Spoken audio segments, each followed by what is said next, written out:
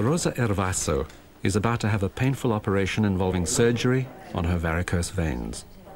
But she's not going to be given any anesthetic.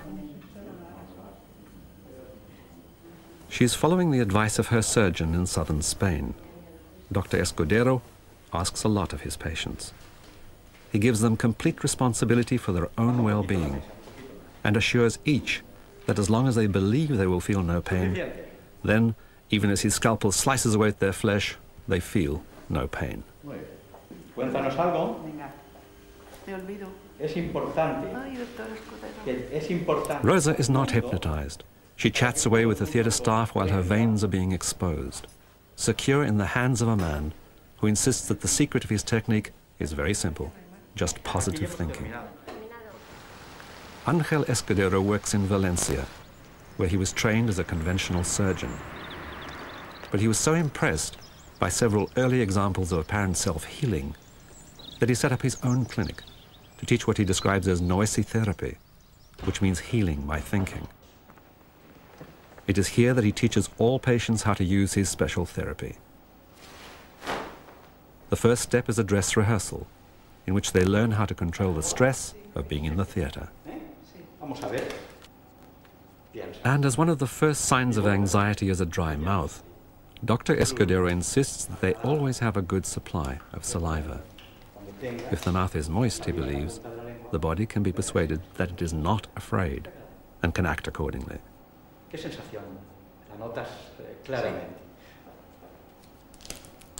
The second step is to teach them how to control pain. He persuades Rosa that her right arm is slowly losing its feeling, then he sticks a needle right through it. Amazingly, she feels nothing. She removes the needle herself and tries piercing her own arm. And she succeeds, apparently without discomfort.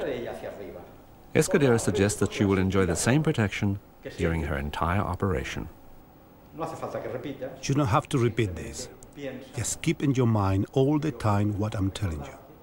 All my body, from my head to my toes, is numb. That is the full extent of her preparation for surgery. The following day, Rosa has her legs sliced open in the theatre, without anesthesia. And apparently, without pain. Rosa is just one of many patients all over the world, now being given a dramatic new choice.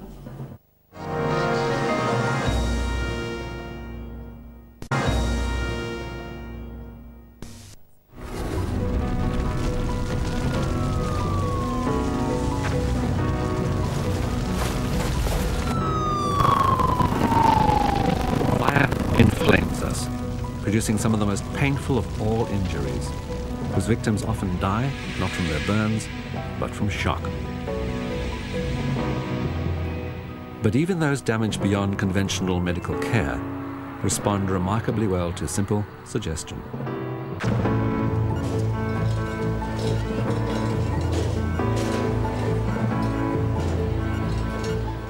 At the medical school in New Orleans, they found that hypnosis provides a vital form of first aid in the emergency treatment of severe burns. Patients who are hypnotized immediately suffer less pain, have fewer post-operative infections, and heal faster than those who are simply anesthetized. The person who's been in an explosion or is hurting and is injured is already in a trance equivalent state. They're completely focused, they're looking for help, and it's, I just, I say, I'm Dr. Ewan, I can help you where you do what I say.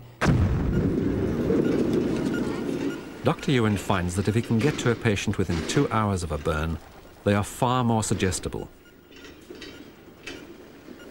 And if he can convince them that what they are experiencing is not hot and painful, but cool and comfortable, then their wounds are far less inflamed and the resulting damage much less severe.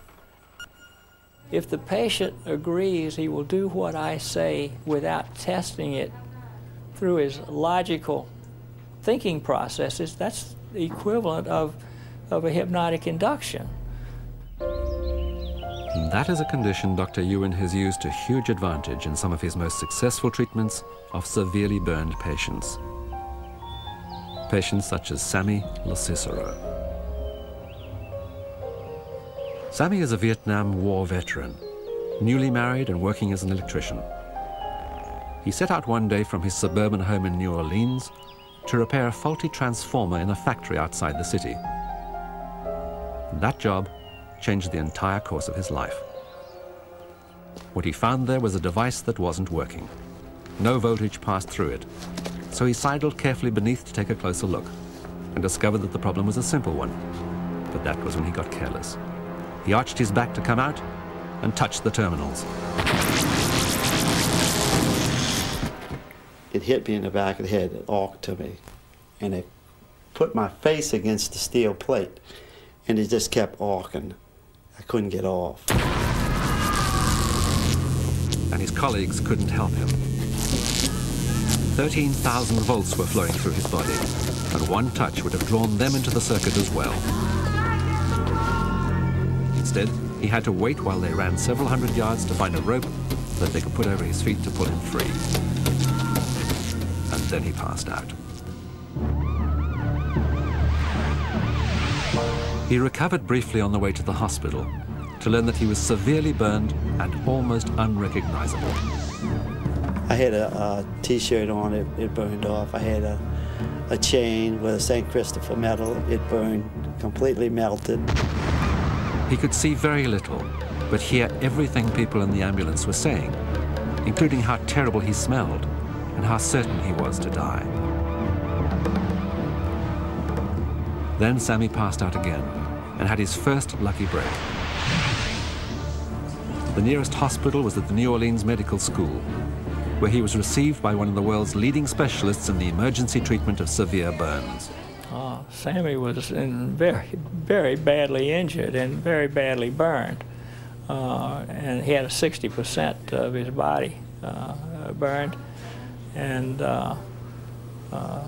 really, well, he looked cooked. And that was also when Dabney Ewan began his process of suggestion, inserting himself into Sammy's spontaneous pain-induced trance, establishing rapport, and teaching him step by step how to control his pain. That early hypnotic first aid helped inhibit shock and tissue damage. It turned potentially lethal third-degree burns into treatable second-degree injuries. It also saved Sammy from the scarring and disfigurement such wounds would certainly have produced. He taught me to let my subconscious mind control my body. He said, "You're gonna be okay, you're gonna make it.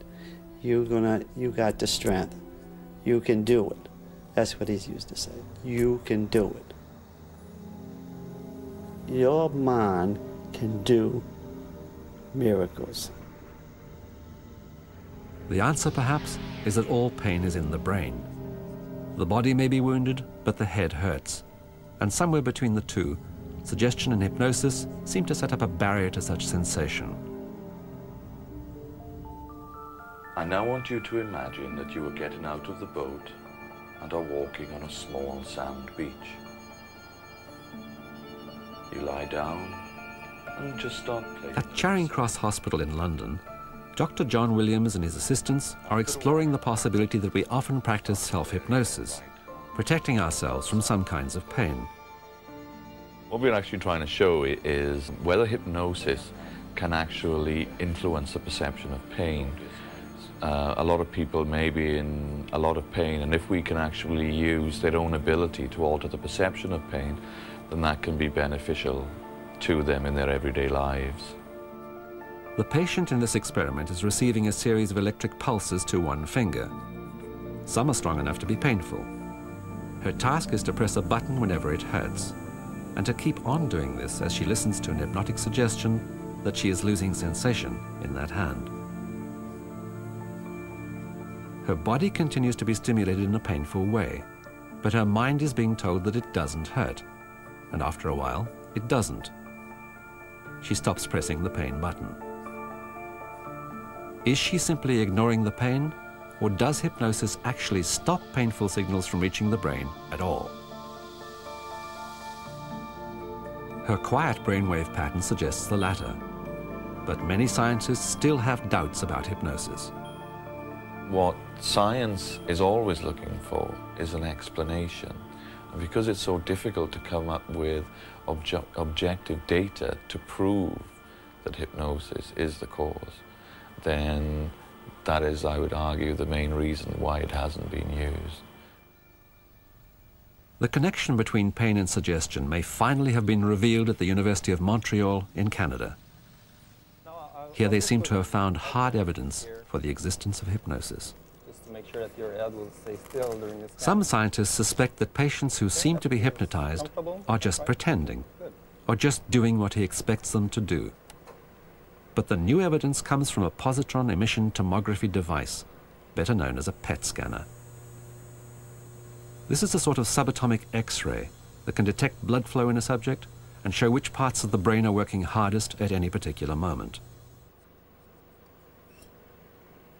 The scanner works best with a radioactive tracer. So each subject is fitted with an intravenous line that feeds such a marker directly into their bloodstream. Throughout the scan. So close your eyes. And I just want you to... Dr. Rainville is not a hypnotist. All he does is to read from a prepared script that provides a gentle suggestion to help subjects relax. At a certain moment, however, your eyes will be so tired, so heavy, that you won't be able to keep them open any longer. And it will close. It will simply close. And as he speaks, the device produces a three-dimensional picture of her brain.